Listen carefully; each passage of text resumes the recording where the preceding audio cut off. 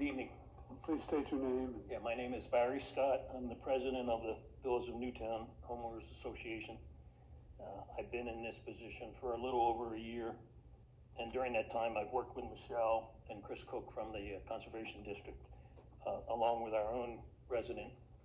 We have a couple actually that are pretty good experts on basin plans. It's getting so I'm becoming a basin junkie because there's so many different kinds. Every time I drive around Newtown looking at new developments, you see a different kind of basin. Ours right now is a lake, and it's beautiful. It's like a wildlife preserve, but we understand what the Conservation District needs to do and the township needs to do. But we do have a concern. Some of what I was going to say, you've already mentioned. You took over the escrow money. It was, at the time, it was $216,000, and the original bids came back at $277,000.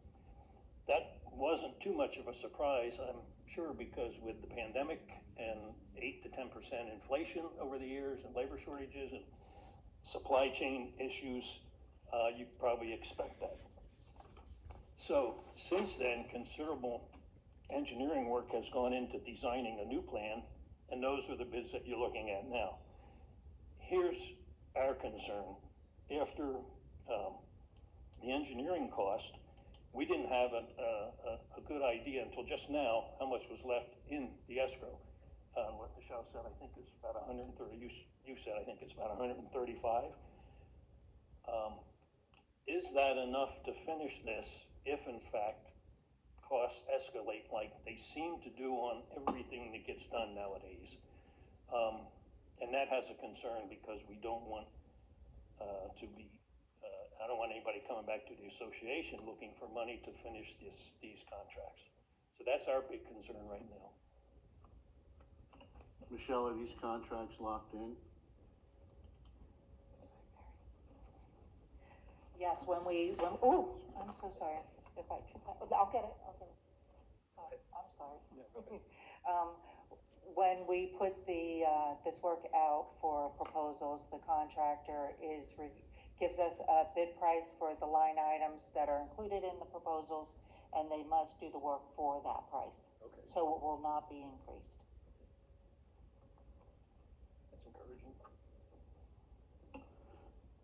I'm guessing there's maybe some contingencies built in as well?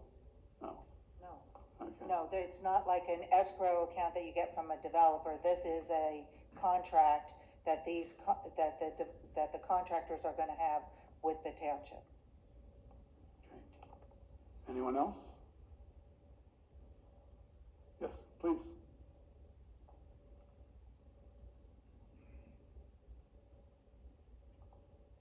Don't forget to state your name.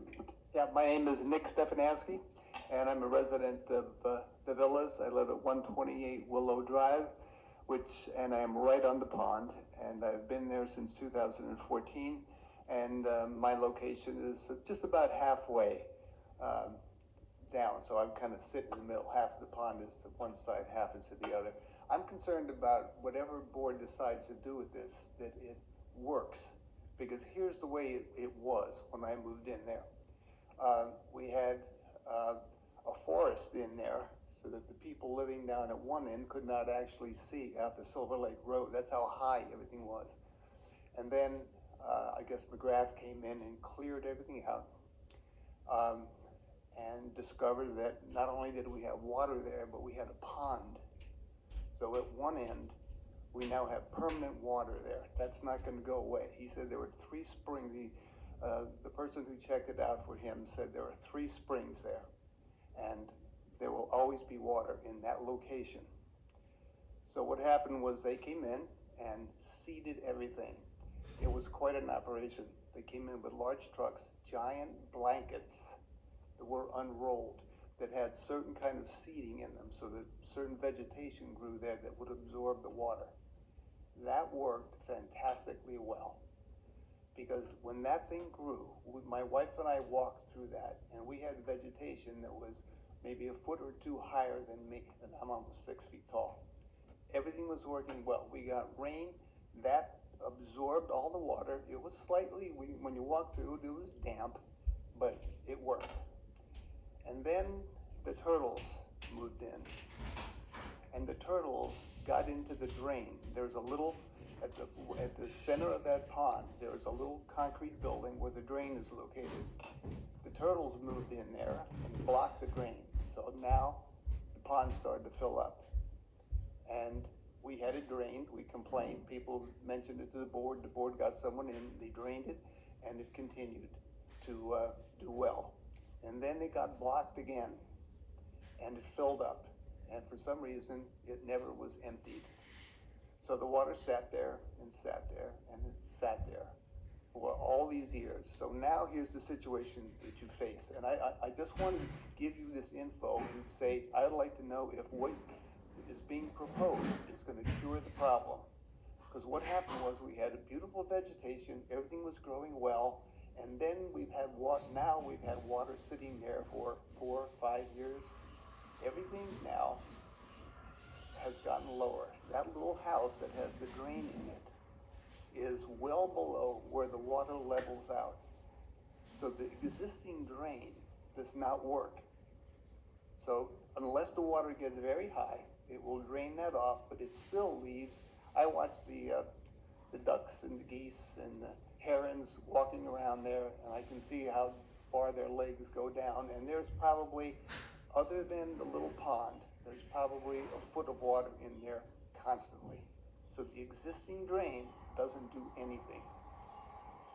So whatever you're proposing to do, I don't know what, drilling a new hole through the dike and creating a new channel, just be sure that it's going to work, because the one that is there now is too high for where the water level is. So when considering the money you're going to spend on this, I just want to be sure that whoever does the work for us can say, yes, this is definitely going to work. And again, ideally, it was designed the way it should have been. A lot of the developments around here have ponds, the drainage facilities that drain off, and there's nothing there. And then, I don't know how many years ago, it was decided that this was not right. We didn't want the water running off, so they started building the detention basins to contain the water and let it soak in. So we have no drainage there. There's no pitch one way or the other. The water just sits, and it was designed that way, and it's supposed to soak in. But it's not, because now everything being under all this water for all this time has gotten so low, it just doesn't drain off. So before you spend any kind of money on getting through that dike, you got to make sure that that water level, wherever that is going to be low enough to drain everything, and hopefully we'll be able to get things growing again like it used to, and it absorbed the water, and it was fine, it was damp, but it absorbed everything, and we didn't have any water sitting there. So again, it's my pleas to you to make sure that whatever the workers do here, that is going to get that level down low enough so that the water does actually drain. Thank you. May I ask is that something that the Bucks County Conservation District looks for to make sure that it's going to be functioning properly? Well, let me first say that we're not, and I told the HOA this too. I'm sorry, Joan, what are you going to talk? Do you want to go before me? Okay. Hi, my name is Joan Bioki. I'm also on our HOA board. I've been on the board for 4 years. I'm very familiar with everyone, mostly everyone on the board now. We know what we've gone through with McGrath and all these problems. I would like to just say the HOA, I can represent our residents as well as our president, Barry Scott, that we would really love to see this matter come to an end, and that we would really love to see these contracts awarded this evening. The community's 14 years old, and we've had these problems. And as Mr. Stefanowski said, he had the same concern we did, and we went to Michelle and asked Michelle, is this going to work? How much money we have left? Is this really going to work this time? It's supposed to drain, as far as I know, in 72 hours. We looked at plans. Michelle really worked very hard to bring something within the escrow money that we have remaining. We met with her several times. We reviewed some plans. They went down. Michelle came back with more plans. And we used our finance committee, we have our own basin committee, we have an engineer, a civil engineer on our basin committee. We've reviewed everything over and over. And Michelle has answered all our questions that we had as far as our HOA is concerned. It looks like there's no other resort to do than to try this, and I think it will work. There will be 2 6-inch pipes draining into an 8-inch pipe, another new pipe going out into the culvert. Problem was with that 3-inch pipe, it was too high, and when McGrath hit that spring at the lower end of the basin, that water settles there and it won't drain. The elevation of the pipe that we presently have is incorrect. So this way, when you're coming in with these 2 6-inch pipes drilled into the berm and out into another area and then out into the woods, I think it's a much, much better plan than what we originally looked at. So I would very much appreciate it, not only as a resident, but going 4 years on this board in our HOA, trying to handle all our residents and all their concerns.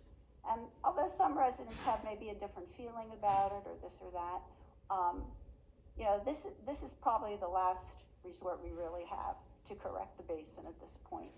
So I would really appreciate you awarding these contracts. Thank you very much. Thank you.